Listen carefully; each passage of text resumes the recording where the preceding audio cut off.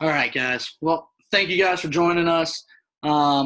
Today, our topic's going to be covering plate discipline, timing, and pitch recognition. Over the last couple of weeks, we've talked some mechanics, just kind of the basics of hitting. A big belief of mine is if you're not on time, you can't hit. It's great. The mechanics are great. Swing looks great. But if you're not on time, you can't hit. So this is a topic, kind of dear to my heart that I really wanted to dive into. And I don't think that we talk about it enough. I think, especially hitting Twitter, we talk a lot about mechanics. I think we push timing aside. We push pitch recognition aside, plate discipline aside. But also, we like to talk about our hitters being aggressive, right? Well, we don't talk about how to be aggressive, but also have great plate discipline too. So something I wanted to get into, and I think we have two great guys here that can talk on that. So, first thing, let's just kind of, open discussion here on the importance of timing in your guys' eyes and how to develop it. And feel free to mention any drills that you guys go through or use in the off season or even in season if you guys are struggling with timing. CJ, I'll let you kind of start off with that. Yeah, I think you're right. I think that a lot of times these are the types of things that get kind of pushed aside. When we talk about plate discipline or vision or timing and rhythm. And to be very honest with you, I think a lot of it has to do with it's hard. It's hard to coach. It's hard to implement. It's hard to teach. So I agree. I think that's not talked about enough. And it is hard. It's hard to figure out, okay, how do we test this? How do we drill this? How do we help a guy get better at it? We can talk about it, but what can we do to put our guys in an environment to get better at timing or rhythm or plate discipline or all those things? There's a million things that you can do. The vision training is huge. I think that, obviously there's been a massive amount of advances in technology in our sport in the last several years.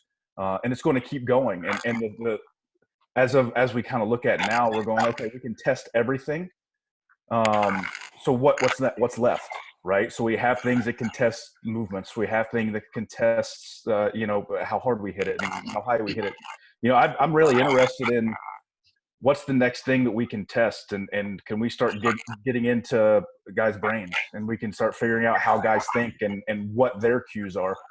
Because when you talk about plate discipline or rhythm or timing and all those things, it's so individualized that you, in my opinion, it takes a good chunk of conversation and paying attention and watching videos and things like that. So I think that there's a lot to be learned just from having conversations with guys. And I like with plate discipline, I think that having a plan can help muddle some of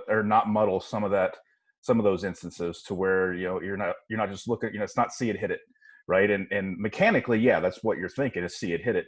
But when you start talking about creating a plan, and I'm seeing this, if it doesn't start in this quadrant of the zone, I'm not going at it, because I'm all for guys being aggressive. I think that's awesome, but you need to be aggressive to do damage, not get a hit. As I assume we would all probably agree, singles are great, but we need to slug. We need to drive the ball. And it's not this is a pitch that I can hit a single on. That's great. With 2 strikes, we'll make an adjustment, or with a specific pitcher on the mound or whatever. But I think it's really important to exercise damage. This is the zone that I can create damage in. That's kind of my most important kind of takeaway of plate discipline.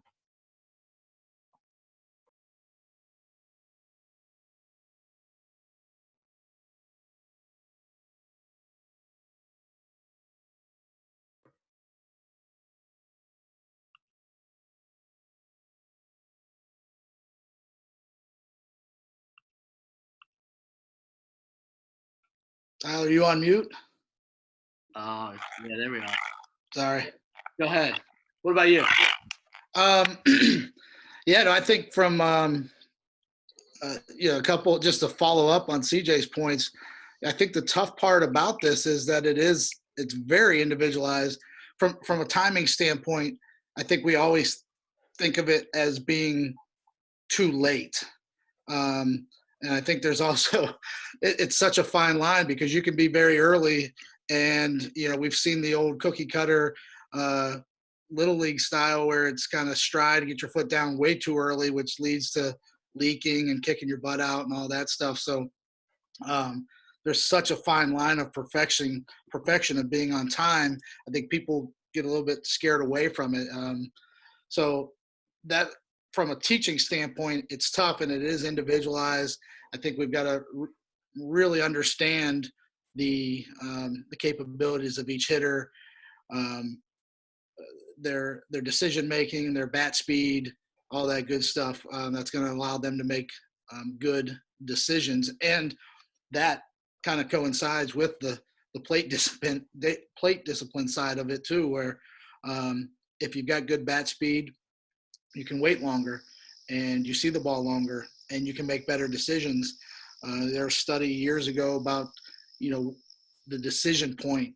Is it 13 feet away? Is it 15 feet away? Is it 5 feet away? Really, that has to do with how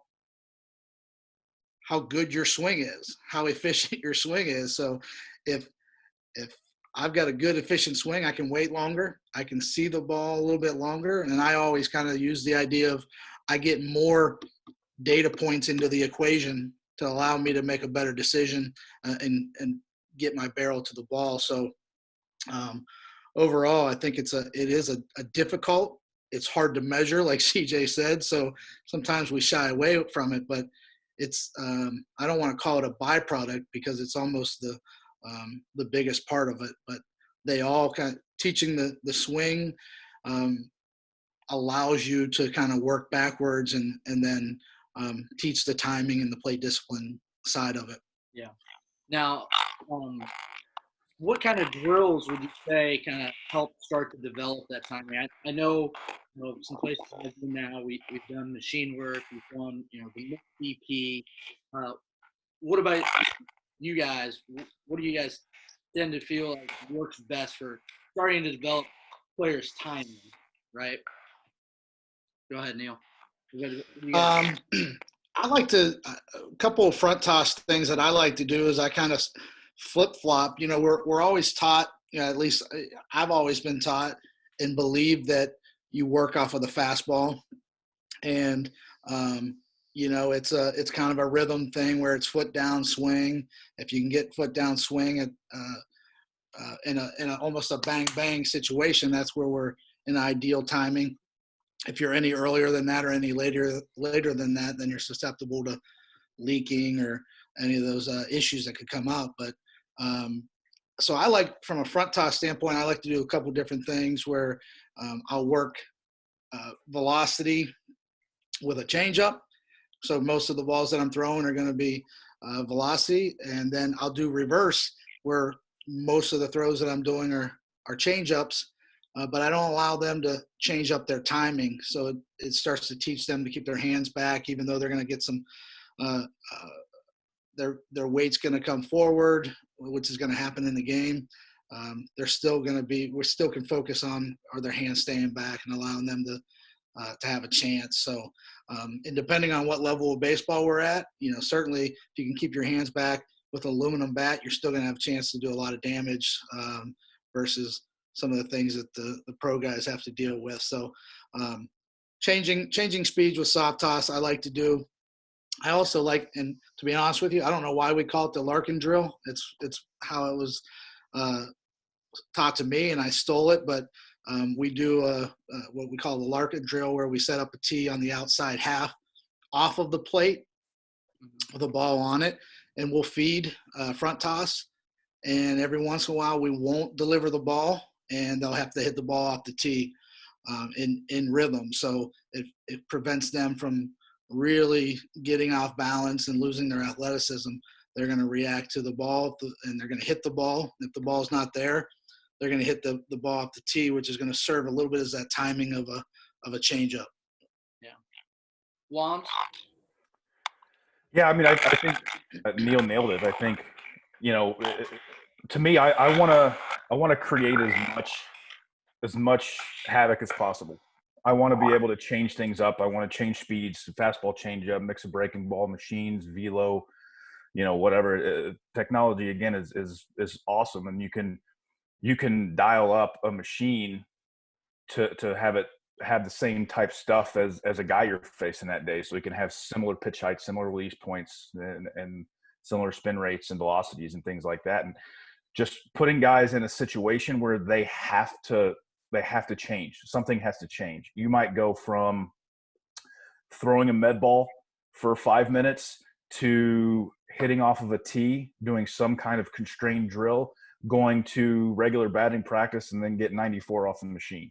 And that's, to me, I think that's having to force yourself to make those adjustments, because it's the old 52 mile an hour BP isn't quite going to cut it. So being able to challenge yourselves, and some of the drills, like I said, some of the drills that I like to do, I want to do things differently. Baseball is a game that for years and years and years, it's the same thing every day. It can be very monotonous. So I want to do some different things. I want guys to have to kind of challenge themselves mentally and go, this is something new. So when I get in the cage, it's not just I'm hitting flips just like I did yesterday and the day before and the day before and the day before. It's okay, I'm hitting flips, but now I'm going to go 2-seam, 4-seam. So now I'm going to, first round, I'm going to take the 2s, hit the 4s. Next round, I'm going to switch it up. Next round, I'm only going to hit balls at the top of the zone. Next round, I'm only going to hit balls at the bottom of the zone. So doing the drills that we all do, I like adding a little piece that's just something a little bit crazy. We're all going to hit front toss, right? You may as well get something a little more out of it. I from a visual standpoint, I really like the 2-seam, 4-seam drill. Very simple. I like to go overhand front toss, so it's 15 miles an hour. It's the same velocity as a flip, but I can manipulate the laces a little bit differently. So all right, you're going to tell me what you want to hit. All right, I want to hit 4s. Okay, well now there's a visual component, and it's not just I'm hitting a 15 mile an hour pitch coming from 12 feet away.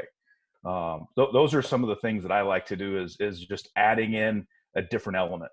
Yeah. You might be going regular BP, but I'm going to put a screen in left center field and a screen in right center field. And right now what you're trying to do is hit a ball that would one hop that screen, or maybe the next round hit a ball over that screen, or whatever the round is, but just put a little something extra in there so guys don't turn into swing dummies and just, oh, there's a ball, I'm going to hit it. There's a little more method to their work.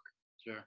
Now, kind of sticking on the flips, one drill I've really liked is the 3-plate drill. It's been around for a while. I really like it in the sense it kind of messes with the individual a little bit. We've kind of gotten, like you said, Wams, where we kind of get in that routine where on that 3-plate drill, you're taking so many swings here at the middle plate, so many at the front plate, so many in the back plate. So, I've changed it up to you're going to start at the middle. Whenever you get a good swing off, we're moving, and there's no order to that madness either, right? Like you take a good swing at the middle, we're moving to the front. And if you take a good swing, we might move back to the middle. We might not just go back to the back and so forth, and just kind of mess with it a little bit. So guys, and heck, you can do that off the machine. You can do that off normal BP. It's putting guys in a different situation, right? So they kind of have to figure it out, with their body, and kind of get it realigned to reach their end goal, so to speak. Another thing I don't think players do enough, and they don't like it, maybe, I don't know, is stepping in on bullpens, right? Our pitchers got to throw every day. Usually, there's a couple guys that got to throw a bullpen a day. Why don't we step in, right? I think that's one of the biggest things. Guys, you're not swinging, you're not exuding any energy, but just stepping in and just trying to get your timing down. Wams, I mean, are you a fan of that? I am. I'm a big fan of that. I agree. Nobody does it enough. There's always going to be a bunch of bullpens. I think that there's that to me, other than getting a live look, that's probably the best work you're going to get in, because you have it's a game-like atmosphere. Obviously it's not quite the same, but it's as close. I mean, it's much more realistic than me putting a ball on a machine, or dead arm BP. I think that's huge, and like as a player, I wanted to do that right before the game started. Yeah. You know, and I know some guys do that. Obviously, as a catcher, I had to get the guy going. But once, 10, 15 pitches from once he started or from finishing, depending on whether we're home or road, I want to get in there and let it rip a little bit. Just to see it. And obviously, I'm not seeing that guy in a game, but it's something more than BP, and it just gives me a little bit more. So I'm a huge fan of standing in during bullpens. Yeah. Now, Neal, you kind of got a different perspective on the use side of things. Do you spend time talking to your players about, pregame routine of maybe watching the pitcher down at the bullpen, and then on deck or even in the hole? You guys spend time talking your players through that and how they can start to develop timing that way? Absolutely. Yeah, absolutely. We talk a lot about the, and we've got two different types of people that we work with. We've got people that are coming in and we're acting as instructors. And then we've got our own players. But we get a little bit more in depth, certainly with our players, just because we have more contact points with them. But we kind of define what timing is to them. And we, especially when we're talking to a young kid, usually the first things we hear from our coach is, and we joke about it in our instruction setting, is, a new pitcher, check them out. What are you looking for? So if I tell a kid, hey, there's a new pitcher, check them out, maybe they don't know what they're supposed to be looking for. So we talk about it. We introduce them to those ideas. You got to understand the pitcher's motion and delivery, and find trigger points from them. And I'll go back to the question we just had with some drills, and piggy off of CJ's points. We like to do a drill where we're throwing regular BP, but we put a glove on, so we're hiding the ball. That's another variable that, usually in a BP setting, a regular BP setting, I'm throwing my hands up with the ball in my hand to let them know that I'm coming. But if we're adding the variable of, hey, we're not going to let you see the ball until it's release point, then that's something different. So we add that into the training mix. We actually have them cue it. We want them to say ball when they see the ball. So we'll hide the ball as long as possible, like a pitcher is taught to do, and then we want to hear that. And it's a great point for coaches. You can start to learn from your players, when do they actually see the ball, and that can allow you to start to build off of that. But if you're throwing BP to them and then they're not seeing the ball until it's out of your hand, you need to start talking about soft vision and hard vision and all that to them, and finding release point, which then kind of takes you down that road of, getting to at bats before you even step into the batter's box of, you're in the hole, you're on deck, mental swings before you get up there. And then that also just kind of validates the idea of why you would want to stand in against pitchers when they're in bullpens, just so you can start to work on that as a hitter, to see those release points and understand, what timing do you need to do, when do you need to start as a hitter to be ready to hit their fastball. Yeah, I always go back. I think it was, probably in the mid 2000s, of the picture of Clemson, right? You saw, you had the hitter in the picture, you had the on deck guy, and then you had like three guys just kind of in their dugout, all just standing there with their hands, not even holding a bat, just trying to work on getting their timing. I always thought that was a really cool picture. And again, guys don't do it enough. So kind of moving, into the plate discipline, I know we've hit on it a little bit. Is there some drills that you like from the plate discipline side of things that you like to do, Wams? So one of the ones that I like to do, kind of going back to some of the things we were talking about earlier, is obviously as a team or an organization or a college or a program or whatever, setting your goals, right? So if your goal is to slug, obviously that there's only certain pitches that you can do that. Going back to what we talked about at the beginning, and just to kind of make things a little bit more difficult. I saw this drill a while ago, and just like all of everyone's drills are stolen. But one of the things that I think is really interesting, and I don't do this with everybody. I've done it with a couple guys a year maybe, is to go like regular overhand front toss, super relaxed situation, throwing it 15 miles an hour. But I'm going to throw it everywhere, and you have to swing. But your goal is to hit a homer, to hit a double, to whatever, create the most exit velocity you can. So I might throw one down the middle. I might throw one at their front hip. I might throw one over their head. I might throw one in the other batter's box, to just put it everywhere. And they have to figure out how to get their barrel to it. Now, where this kind of ties into plate discipline is after a round of that 6 or 7 swings, okay, there's one zone that you're looking for. Where is that zone? And the hitter will say, well, I like it outer third thigh high. Okay, you're not swinging until the ball is there, period. So we'll go through one, and maybe I'll miss a spot or hit a spot or whatever, and now they have to be super in tune with that one specific pitch and location. Then we'll go back to the next round, and I'll go, okay, you have to swing, and I'm going to throw it all over the place. And then I might throw 5 strikes in a row. Mm-hmm. But in their brain, it's something that's a little bit different. And they're going, all right, this first round, the first ball he threw at me almost hit me, and I had to swing. There's a thought he might do that again, but I throw 5 strikes just to see what happens, just to see what changed in your brain when you didn't know where the ball was going. That's what hitting is. Yeah. What happens if you don't know where the ball is going? And I like that drill. Again, I don't do it with everybody. Like I said, a couple guys a year. It's typically when they have some plate discipline issues or high chase rate guys or whatever, to just put them in a spot that you're going, okay, the first round was garbage because you swung at everything. The second round was really good because you swung in the one spot you wanted. The third round was really good because you were swinging, period.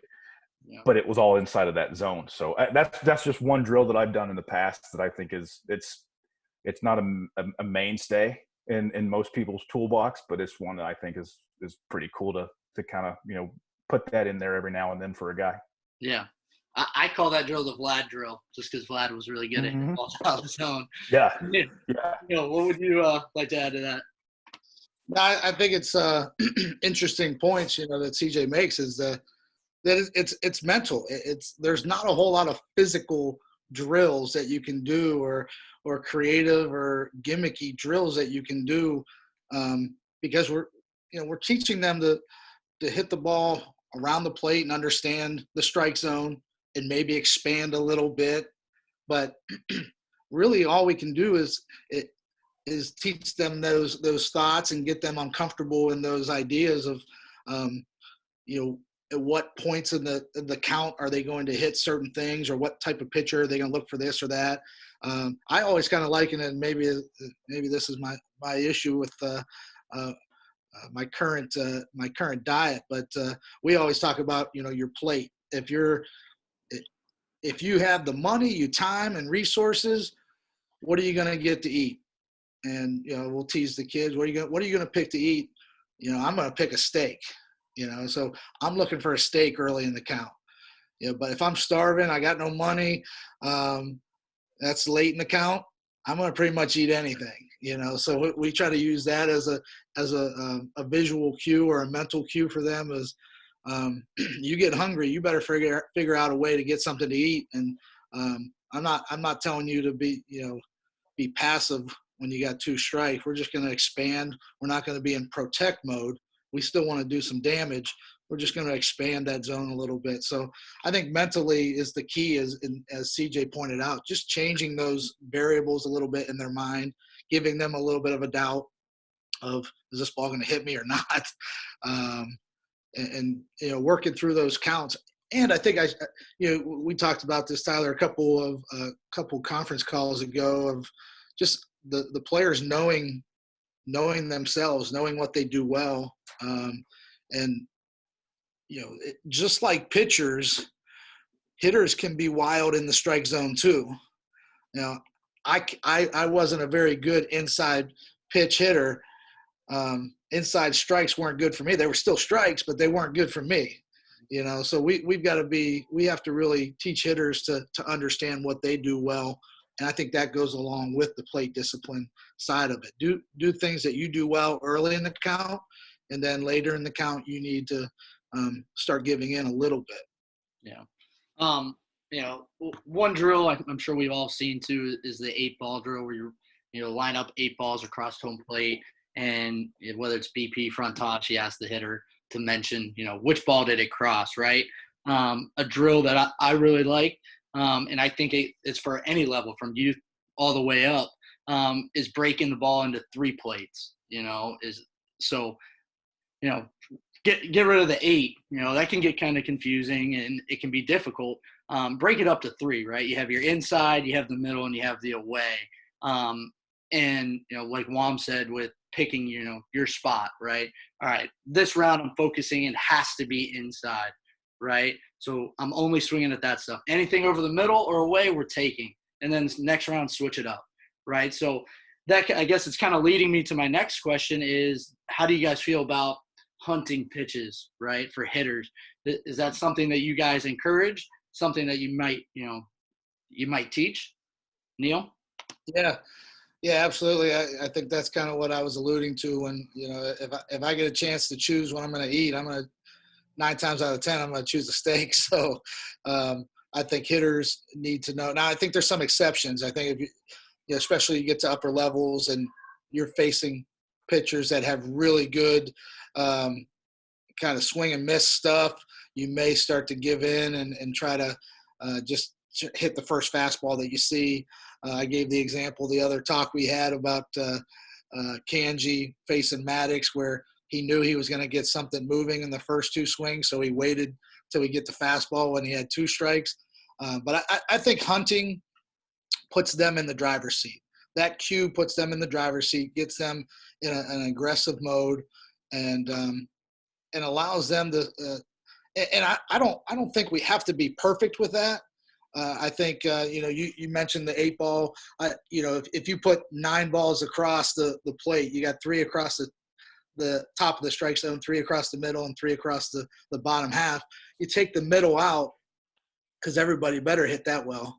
Now I tell the hitters, find 2 more balls there. Now you got a little bit of a wedge there that you're looking for. I'm not trying to be so perfect that I'm trying to hit a Dorito off the plate. I'm looking for an area, and I'm expecting that, and that's the cue that we use. I remember Alex Eckelman telling me at one point, Alex with the Indians said, if you're looking for it and you get it, you're not going to get fooled. It doesn't matter how hard it's thrown. If you're looking for it and you get it, you're going to hit it. Yeah. I think that's a great cue to give kids, and a great puts them in the driver's seat, like I said. Yeah. Wams?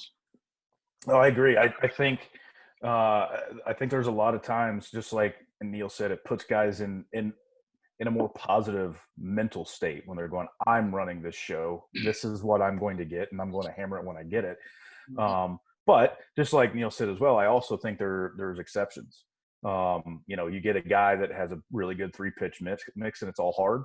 You get a guy that, firm fastball, hard slider, real hard changeup or split or something like that. And you're going, well, doesn't make a whole lot of sense. I could sit on 97 with the fastball or 91 with the slider. You can go, all right, well, let's just sit on something fast. Let's just sit on something quick, something firm. And I think it also depends on the guy. I think that there are guys who are, we've all been around those guys who, they can come back to the dugout, and at the end of the game, they'll tell you pitch for pitch what happened. Yeah. So, my first at bat, I saw 4 pitches. He went here with a fastball, then he missed. I fouled this one off. We've also seen those guys that are going, I think that was a curveball. And you're like, dude, that was 94. That wasn't a curveball. Yeah.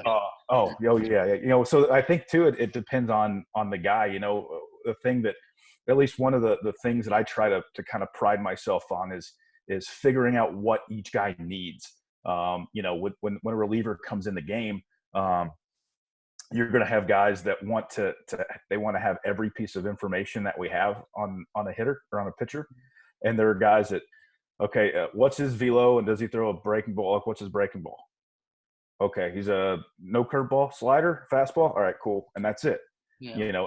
And being able to break down those guys, because if you're a guy that just wants to know the pitches, it probably, at least in my experiences, some guys might look at it and go, yeah, I'm not sitting on anything.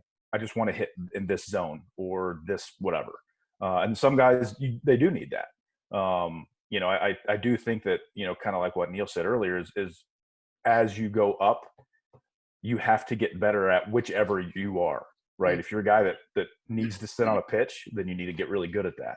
If you're a guy that just wants to react, maybe you have different focuses. Maybe your focus is more on a mechanical side, so you don't break position when you go to swing, to where the other guy, he may have to just prepare more before the game with knowing tendencies and things like that. So I think just like with everything in hitting, I think it's so individualized that trying to, which is one of many things that I enjoy about hitting, is trying to figure out what a guy does well and what makes him tick.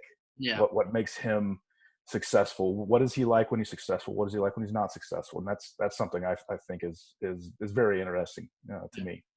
I think let me just add to that, Tyler. I think one good, as CJ was talking, one good example or comparison to that is, and being a former outfielder, I think I just envision the comparison to me is there's two different outfielders that can go get a ball in the gap.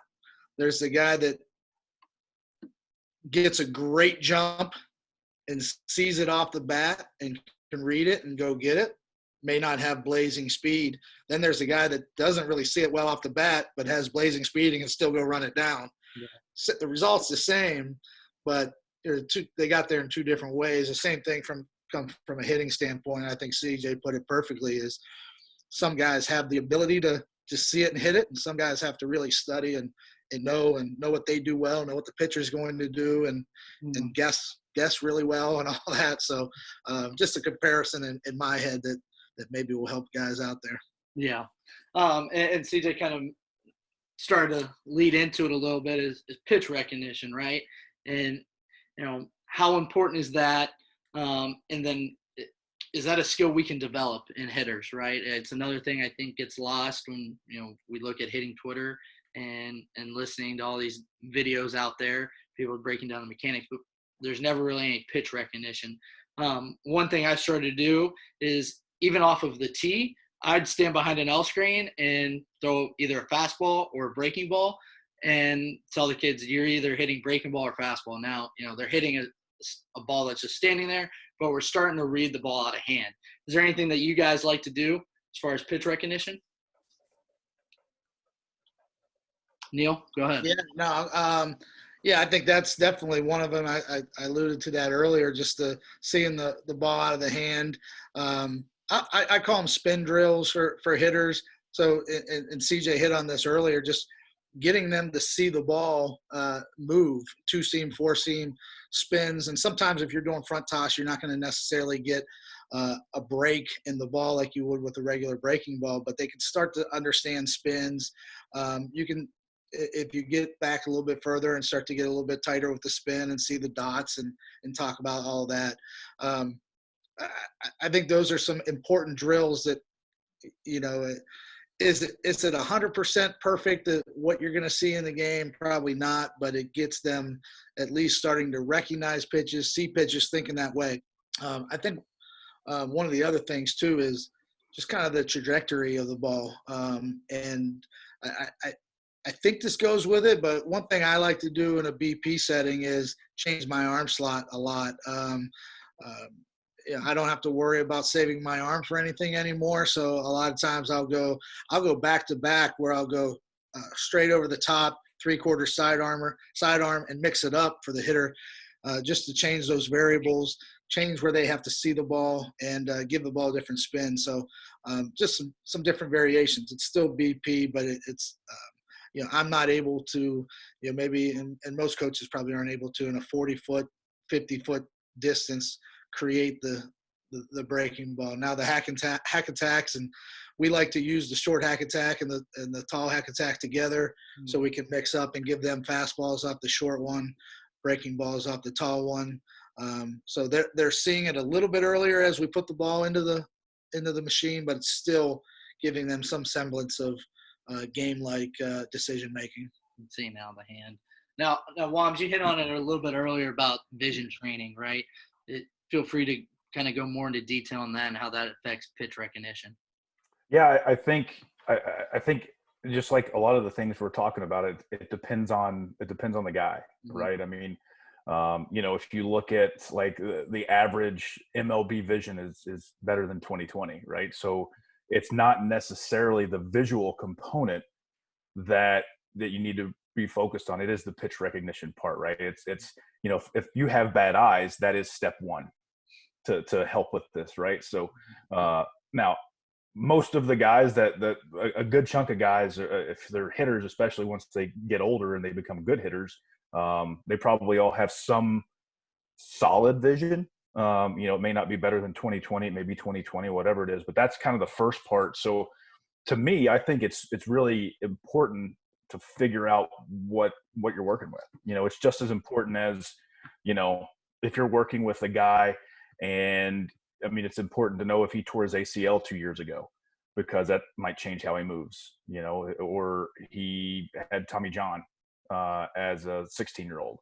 Like that's important. You need to know those things. And I think the vision is the same thing. So as you start training your vision, the two things I've had I've had a couple conversations with Dr. Peter Fatty with GameSense, and it's very interesting, some of the things that he's doing. And I had a conversation with him this past off season. We were talking about, when we've used GameSense quite a bit. And for me, I think it's a couple things. And this was some of the things we were talking about is, yes, it is to help the visual as far as, now I got to read fingers, I got to read grip, I got to read all of those things if you're doing on a laptop or something like that. But the more important piece is, at least for me, the more important piece is the impulse control, is being able to understand there's a ball swing. That's not really how our brain works or should work. Yeah. It's just seeing it and going. That's not hitting. That's just, it's a caveman hitter, being able to just see it and go. It's being able to control your brain, which ultimately can control the rest of your body, and say, no, I shouldn't swing at this, or yes, I should swing at that. So that to me is I would say more important. Obviously if there's some type of underlying vision issue, that's most important. But as long as guys are okay, their vision is solid, I think that's the more important thing, is being able to control their movements and being able to make the decision like that, because you're going to have a half a second to say yes or no, from the time the ball leaves his hand to the time the ball gets to the hitting zone. So being able to control your movements, I think is very important. And that's kind of some of the stuff that some of the vision training does, whether it's GameSense or the dot board or whatever it is. I think that's very interesting to be able to connect eyes, brain, body, and be able to connect all of those things. I think that's super interesting to me. Yeah. Well, you kind of mentioned controlling your movements. One big thing for me when, talking to hitters is trying to keep your head as still as possible when you move, right? The less we move our head, the less we move our eyes, the less the ball's going to move on us when we're hitting, right? One other kind of cue that I would use is, we talk about, our spine angle and everything is, we want to have a little bit of a spine, kind of a flexion with our chest over the plate. It gets our eyes a little closer to the zone. Another one, it's stronger, but, getting our eyes a little bit closer to the zone allows us to see the ball a little bit better, right? I don't know if that's something both of you guys teach, or cue with hitters about keeping your eyes still or getting your chest over the plate to get your head closer. Is that something that you guys talk with hitters about at all? Yeah, I mean, we talk a lot about keeping your eyes parallel to the ground. Certainly talking about that posture more from an athletic standpoint, but I agree. I think you're not going to keep your head completely still, but you got to keep it as still as possible.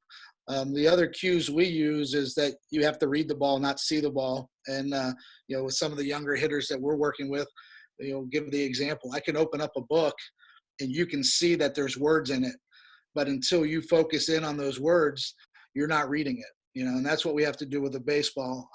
The pitcher is going to open up the book for us, and then we have to read the words, and that's a different and that goes to what CJ's talking. That's training the eyes to work neurologically. You start to, your eyes see it, you digest it, and then you get your body to do what you need it to do.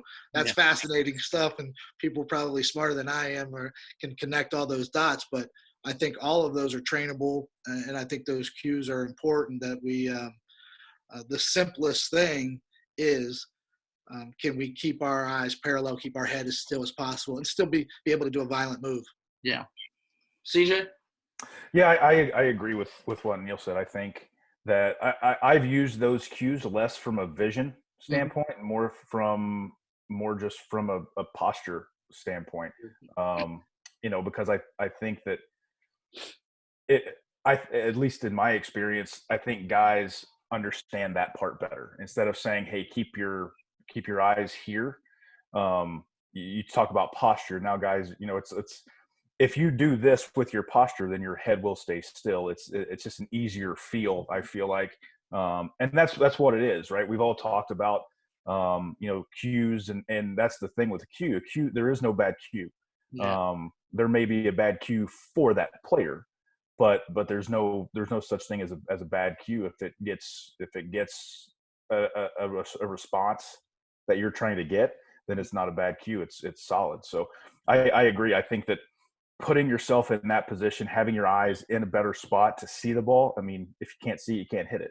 Yeah. If you can put yourself in a better position with whatever cue, if the cue is close one eye and a guy figures it out, then that's a great cue for that guy. So I agree with what Neal was saying. Yeah. Awesome. Well, guys, that's all I had for tonight. I appreciate you guys jumping on here. Again, I thought it was a topic that not a lot of hitting coaches hit on or talk about. We love to break down the mechanics side of things, but we don't break down the timing or plate discipline. So I thought it was a great conversation.